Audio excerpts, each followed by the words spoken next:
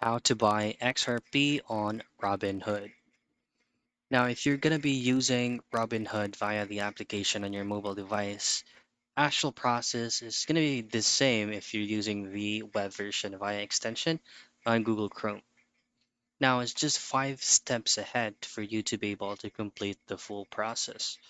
First things first is, of course, launch your Robinhood app and create an account. Verify your identity by completing the necessary Know Your Customer or the KYC verification.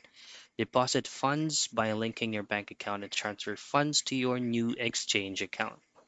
Now, just simply find XRP by using the search function to find XRP within the exchange's platform.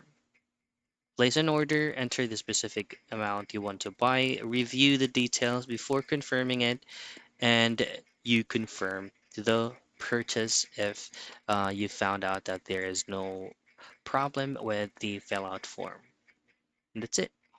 That's how you buy XRP on Robinhood.